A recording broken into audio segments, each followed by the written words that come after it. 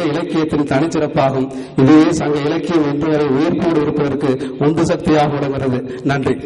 நண்பர்களுக்கும் என் இனிய வணக்கத்தை தெரிவித்து, சங்கப்பாக்களில் உலகளாவிய மானுடம் இந்த கட்டுரை சங்க இலக்கியம் எப்படி பொதுமைத்தன்மையுடையதாகவும் தனித்தன்மையுடையதாகவும் வாழ்வில் செம்மை நெறிகளை கொண்டிருக்கிற தன்மையையும் இந்த கட்டுரை விளக்கி பேசுகிறது. சங்க இலக்கியங்கள் செவ்வியல் பண்பு கொண்ட செந்தமிழ் இலக்கியங்கள். இவை அமரத்தத்துவத்தோடு அமைந்து தமிழின் பழமைக்கும் பெருமைக்கும் அதன் தனித்தன்மைக்கும் உரிய உண்மை பதிவுகளாக விளங்கி வருகின்றன. இவற்றின் சிறப்பை உரை சிறப்பு பாயிரத்தில் ஆண்டோர் புகழ்ந்த அறிவினில் தெரிந்து சான்றோர் உரைத்த தன் தமிழ் தெரியல் என்று உச்சிமேற்புலவர் நச்சினார்க்கினியர் எடுத்துரைப்பார். சங்க இலக்கியம் உலக இலக்கியங்களின் இமயமாக, உயர்நெறி காட்டும் அறங்கடைப்படா வாழ்க்கையின் அறிவு சுடராக, பொதுநெறி நோக்கும் புரட்சி குரலாக, மானுடத்தை மகத்துவப்படுத்தும் செம்மாந்த வாழ்வியல் நெறிகளை சிந்தை கவர தரும் சிறப்புடையவனாக விளங்குகின்றன.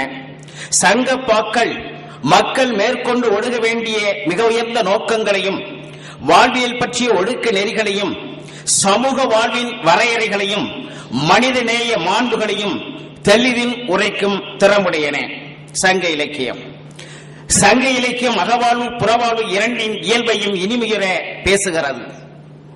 சங்கப்பாக்கள் 473 புலவர்களால் பாடப்பட்ட 8 தொகை 10 பாட்டு 18 நூல்களின் தொகுப்பாக அமைந்திருக்கிறது. சங்க பாக்களை யாத்தவர்கள் பல நிலையினர், பல ஊரினர், பல தொழிலினர், பல வகையினர். மன்னர்களும் பாவலராய் இருந்து பாடியுள்ளனர். பெண்பார் புலவர்களும் இடம்பெற்றுள்ளனர். ஆனாலும் இவர்களும் பாடல்களின் அடிக்கருத்து என்பது அறம் பொருள் இன்பம் என்னும் அடிப்படையிலிருந்து பெறலாத தன்மையுடையன. சங்க பாடல்கள் உலக உயிர்களின் அடிப்படை உணர்வுகளை உள்ளீடாக கொண்டவை. இவை பிறர் நோயும் தன்னோய் போல் போற்றி அறநெறிதல் சார்ந்தவர்க்கெல்லாம் கடன் என்பதை உயிர்ப்புடைய நோக்காக கொண்டவை.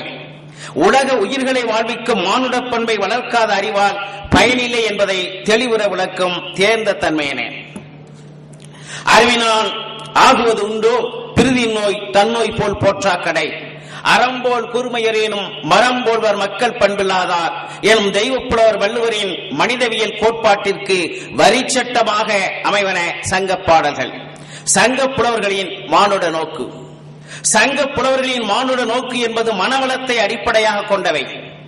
மனிதகுல மேன்மையும் உயிரிரக்கமும் நனி நாகரிகமும் விழுமிய பண்புகளும் சிறந்த இலட்சிய பாங்கும் உலகளாவிய பார்வையும் அவர்களது பாடலின் மைய பொருளாகும். 500 நூற்றில் ஒரு புலவரின் உளம் காட்டும் பாடல் நெல் பொழிக பொன் பெரிது சிறக்க விளைக வயலே வருக இரவலர் பசி இல்லாக பிலிசே நீங்குக வேந்து பகைதடிக யாண்டு பல நந்துக அறம் நனி சிறக்க அல்லது கெடுக அரசு முறை செய்க களவு இல்லாகுக நன்று பெரிது சிறக்க தீது இல்லாகுக மாறிவாய் வளம் நனி சிறக்க. இதன் வழி புலவர் தம் ஒப்பில்லாத சமூகம் காணும் விருப்பத்தை வெளிப்படுத்தியிருக்கிறார். பிற உயிர்களின் துன்பத்தை உணர்ந்து அதனை துடைக்கும் வகையில் ஒழுகும் சங்க புலவர்களின் பாடறிந்த பண்பை வாழ்வில் நெறியாக கொண்டுள்ளனர். இதனை புறம் பிறர்க்கனமையிலும் பேரரு நெஞ்சம் என போற்றுகிறது. சங்க புலவர்கள் அறநெறி கொள்கையில் அழுத்தமும் நேர்மையும் நெஞ்சுரமும் அஞ்சாத குன்மம் எனும் நேசிப்பின் பெருமிதம் அல்லவா? எனவே இக்கட்டுரை வழி தமிழ் புலவர்களும் மக்களும் தாம் இன்புறும் வாழ்க்கையை மட்டும் நோக்கியவர்கள் அல்ல, உலகம் இன்புற வேண்டும் என பரந்த உள்ளம் கொண்டவர்கள். தொல்லுலக மக்களெல்லாம் ஒன்றே என்னும் தாயுள்ளம் கொண்டவர்கள். சங்ககால மக்களின் நட்பும் நேசமும் உறவும் உணர்வும் கருணையும் கொடையும் ஒவ்வொரு மனிதனும் பின்பற்ற முனைந்தால் ஓர் புனித புதிய உலகம் பிறக்கும். அங்கு மனிதமும் அமைதியும் அணிவகுக்கும் என்பதில் ஐயமில்லை. நன்றி, வணக்கம். நன்றி. சங்ககால புலவர்களிடமும் ஆட்சியாளர்களிடமும் காணப்பட்ட உலகளாவிய அறநோக்கு மானுட நோக்கு பற்றி மிக விரிவாக எடுத்துரைத்தார்கள். அடுத்த கட்டுரையாளர் வராத காரணத்தால் இப்போது கேள்வி நேரம் துவங்குகிறது.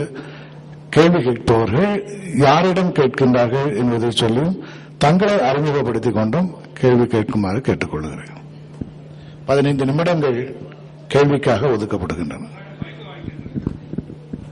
முதல் 2 கட்டுரைகளையும் சார்ந்து என் கேள்விகள். அதாவது தாங்கள் 2 பேரும் திவாகர நிகண்டை ஒரு முக்கிய சான்றாக எடுத்துக்கொண்டீர்கள். ஆனால் இந்த நூலின் காலகட்டம் 10லிருந்து 12வது நூற்றாண்டு என்று சொல்லலாம். அந்த சமயத்தில், அதாவது இடைக்காலத்தில், ஜாதி வேறுபாடுகள்,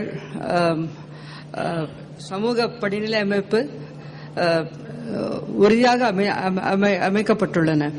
ஆனால் அதற்கு முன் எவ்வளவு தூரம் 12வது நூற்றாண்டின் சான்றை தாங்கள் சங்க காலத்தில் எடுத்து செல்லலாம் என்பது என் முதல் கேள்வி. ஏனென்றால் ஜாதி என்ற வார்த்தை சங்க காலத்தில் ஒரு இடத்திலும் வருவதில்லை.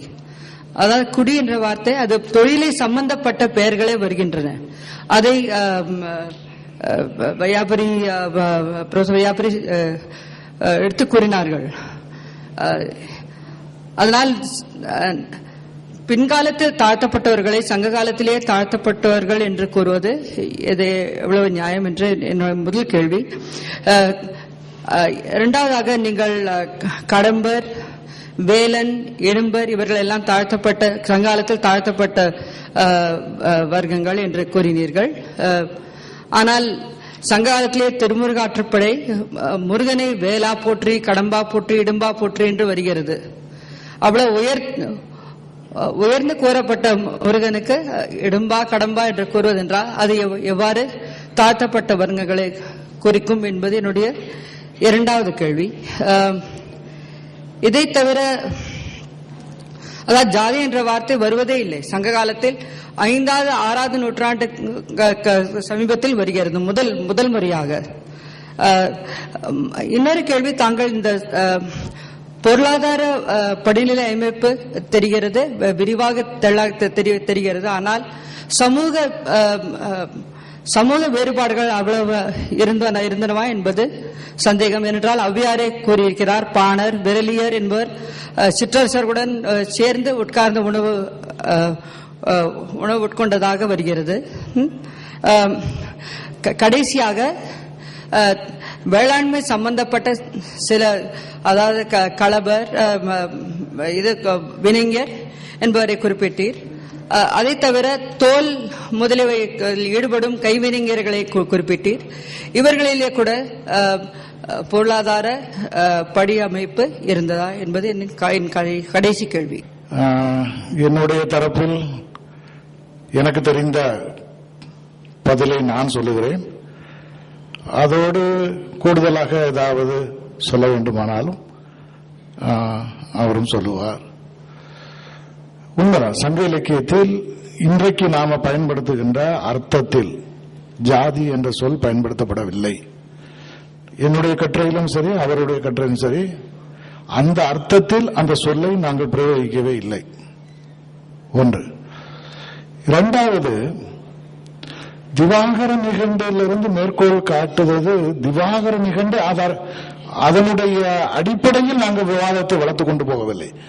சங்க இலக்கியத்தில் காணப்படுகின்ற சொற்களுக்கு அல்லது அங்கே அந்த